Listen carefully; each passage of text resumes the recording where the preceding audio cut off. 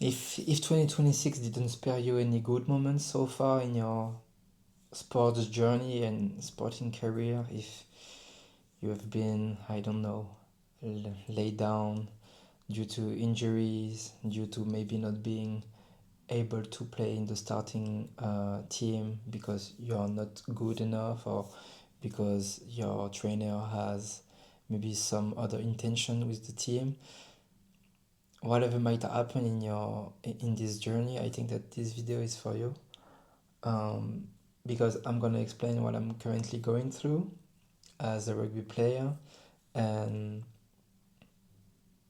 give you some tools. And basically it's gonna sound cliche, but yeah, just the fact that you don't have to give up, but you can also explore.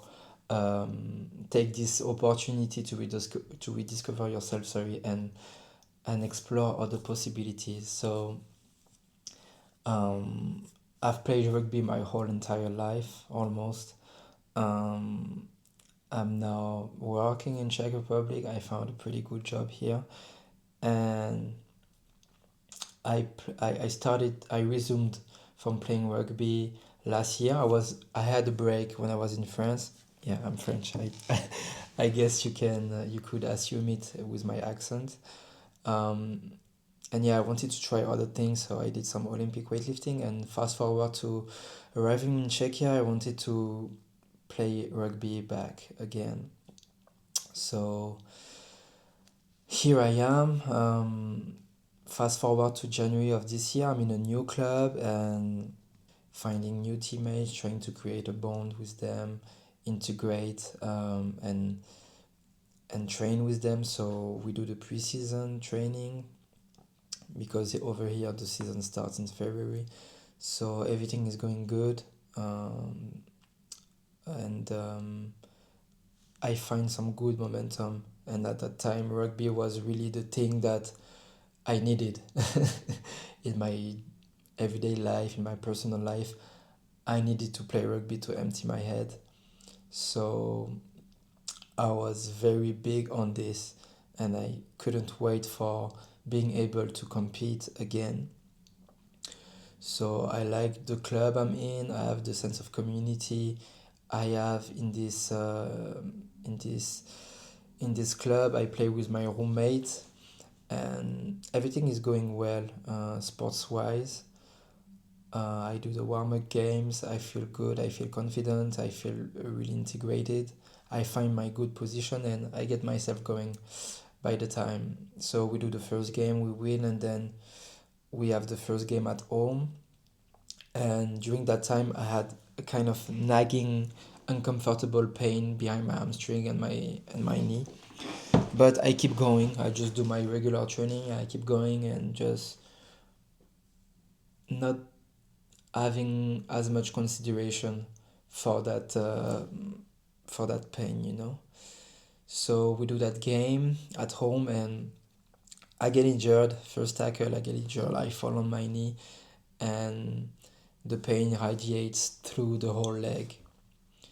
The first time, okay, it's kind of painful, but okay, give me some spray, and we are back on the pitch. You know, like it's just painful, but it's gonna fade away. Second tackle, then I cannot stand up, like I cannot feel my leg properly, so I have to stop. So I take that opportunity to take some vacations and holidays, go back and see my family in Canada. And I was frustrated, but I'm like, okay, that's a good opportunity to take a step back, work on yourself. And you're in Canada. It's fucking, we're in March, everything is cold outside, so you don't have anything else to do aside from enjoying time with your family and just going to the gym. So every day I go to the gym, I do all the leg exercises, protocols for my hamstrings, for my knee. I do isometrics, eccentric, whatever finish by tricks. I do stretching, I do mobility work, and I feel good. I feel like okay, I can resume training. So that's what I do on my way back to Prague. And fast forward to this, we do I get my first game back from injury. Same thing again. I just play 20 minutes, 30 minutes, and then same same scenario on the same type of action. I run, I get tackled, and I fall on my knee, and yeah, it's back to square one. And at that moment, I'm like, yeah, I'm frustrated. I'm like, oh, why me? I'm so unlucky because I had even worse injuries, but it was more manageable. Okay, you put some strap and you can play through the pain.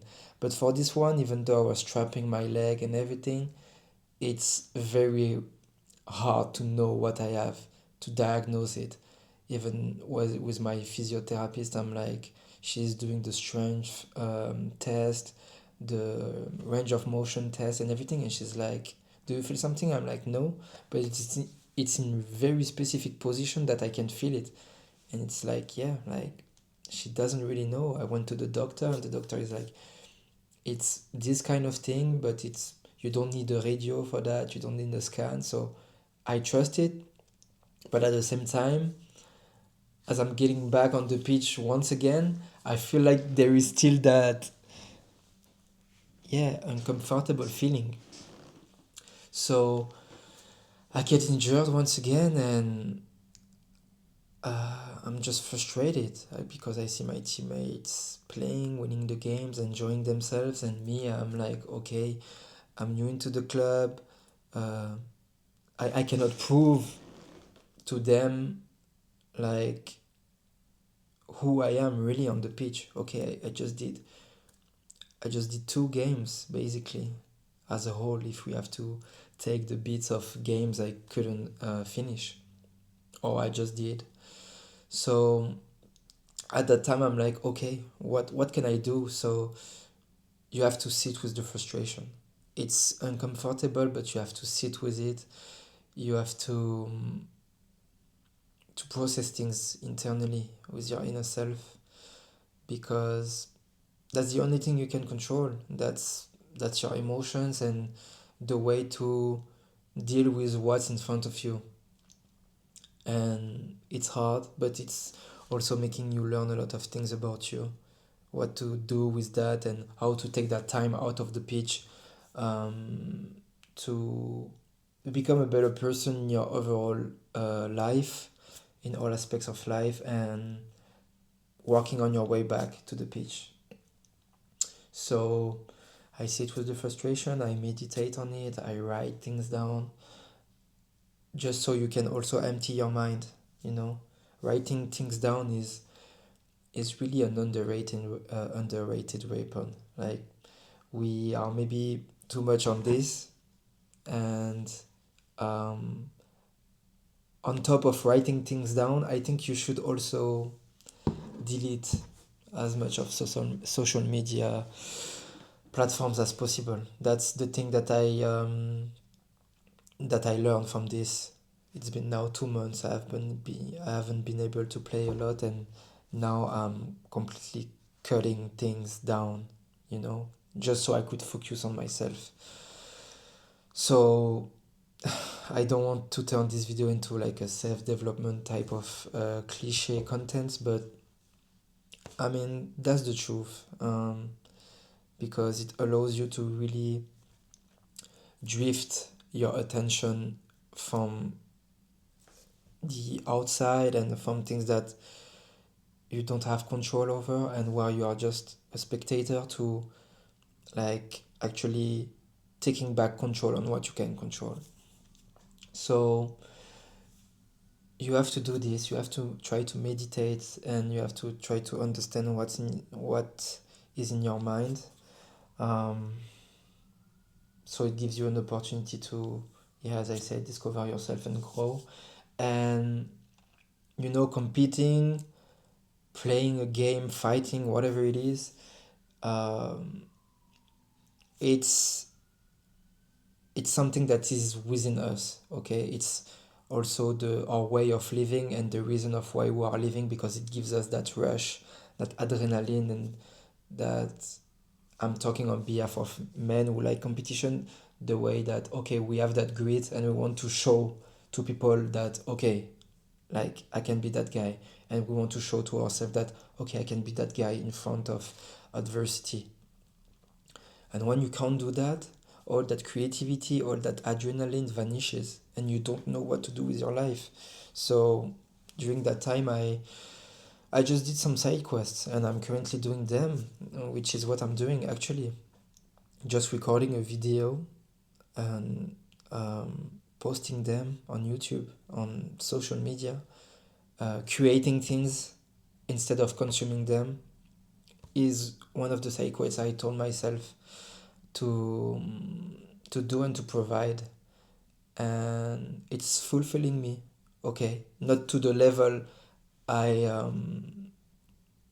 I expect to fulfill me compared to playing a game, playing rugby, but the more I do it, the more I appreciate the process of it, because it's not very comfortable doing this. It's my first time actually talking in front of a camera in English. I used to do some content a few years ago with my friend, my former flatmate, when I was in France for my studies, but that was in French. And even in French at the beginning, I wasn't really comfortable speaking in front of, let's say, someone who's not a human, like a camera. So it gives you some other challenges that you usually have when you play, and I think that's good. It allows to develop myself, and also allows me to explore areas where I'm not comfortable enough, uh, because you have to be vulnerable to take a camera and film yourself and put it out there on social media. That's a process. I resumed social media content creation last week in English, and my first short form content I did, let's say for 40 seconds of content, I had to film 5 minutes because I was stuttering. I couldn't find the right words and what to say in a cohesive way, in a cohesive manner. And that's challenging, but as you get yourself used to practicing it, then you find your pace and your rhythm, and that's a skill that you develop. And you might not understand it, but it will be very useful for you when you will be back on the pitch or in the ring or whatever the sports activity you're practicing or playing. That's something that feeds your mind, feeds your soul, and very important to do. On top of that, I had my one of my teammates who's also a manager at the club, and he was like, okay, we are running short of trainers for skills training, individual skills for some categories for the kids. Do you want to take part of it when you have time? I'm like, okay, I have a job, I have some duties. Sometimes I might finish late, but if I could give a helping hand to the club and teach things to kids at my humble level, okay, I would gladly do so. And now it's been 1 month and I'm doing it, and it's also now making me learn how to teach things and the skills that I acquired with almost 18 years of rugby, to other kids, and I like it. Sometimes it's not um, that easy with young kids like under 14. It's very hard to grab their attention, but it allows me to be like, it gives me the opportunity to be like, okay, work on my soft skills and how to grab the audience attention so they could do the exercise properly. Ain't gonna lie that so far my main tool is that, okay guys, if you don't do the exercise well, you have to do some push-ups for me.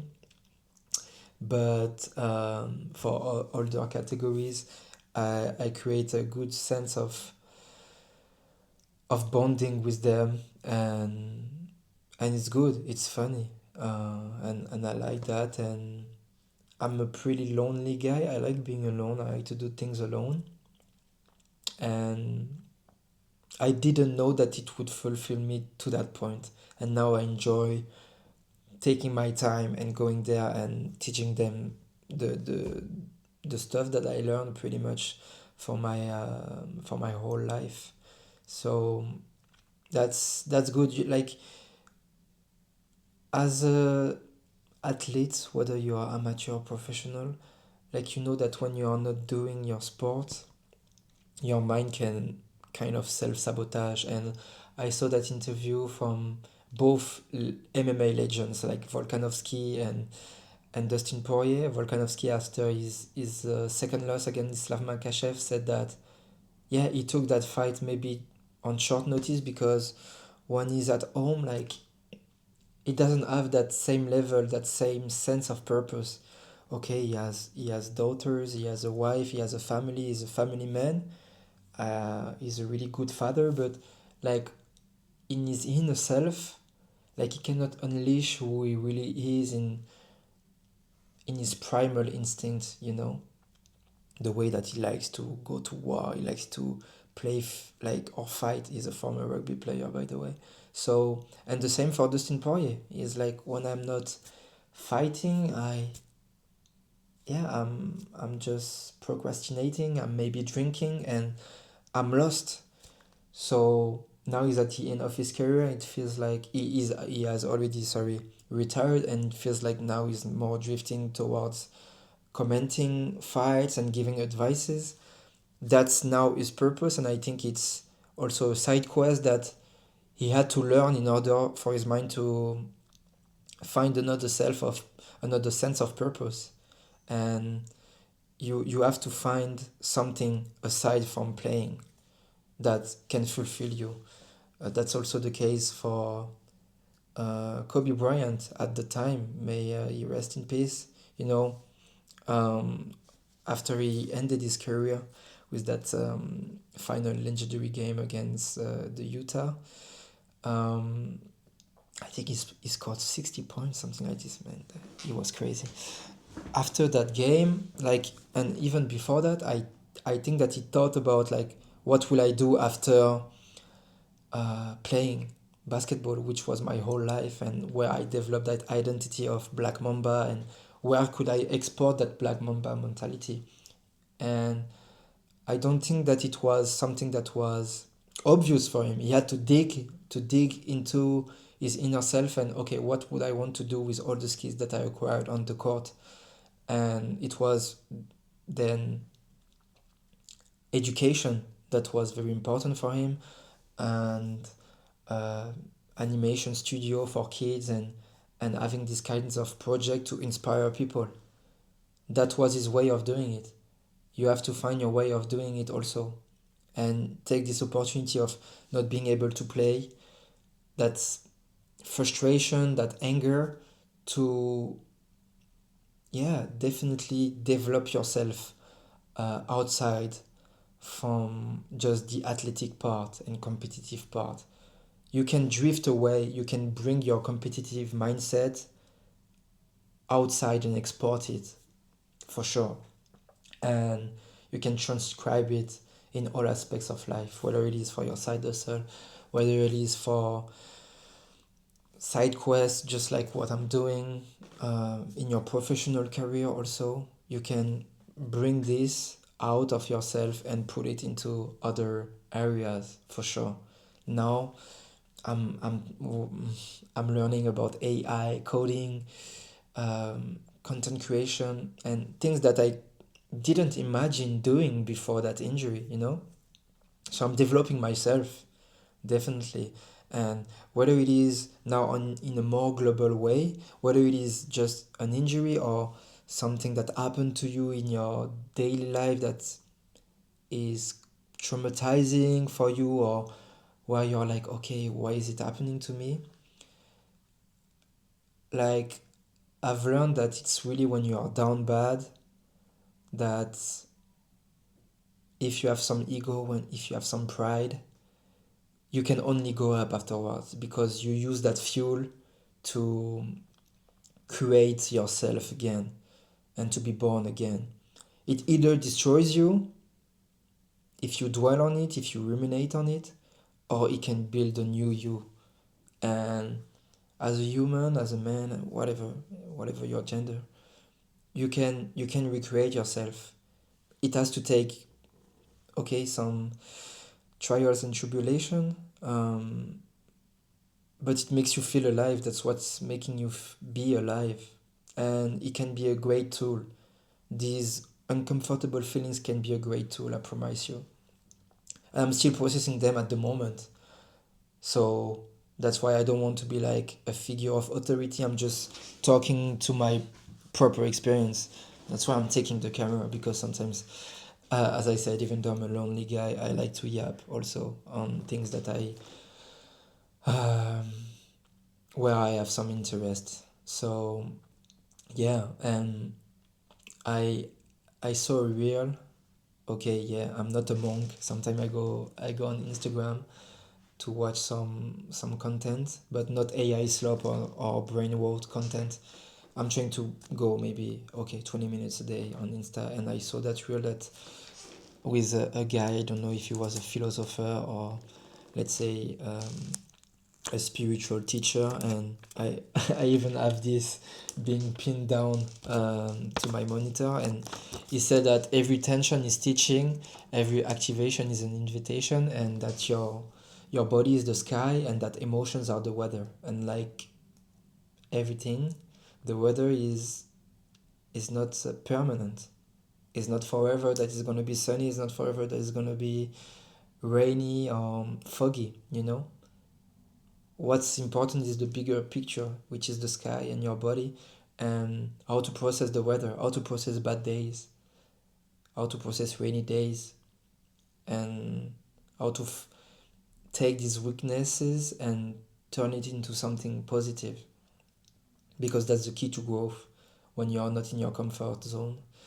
And that when you feel those tensions and those bad feelings within you, it's actually your body inviting you to process them in order to become a stronger individual. So just don't give up. You see, like, you have this curb of like a retarded guy that say don't give up, and it means like it's completely like irrelevant, and you have a wise guy saying don't give up, and it's like, oh wow, yeah, uh, that's really thoughtful and insightful, because it's him who said that. And that's the truth. Like, you have, let's say, to keep your head down, go grind for what you aspire and strive to do, but at the same time you have to not dwell on things.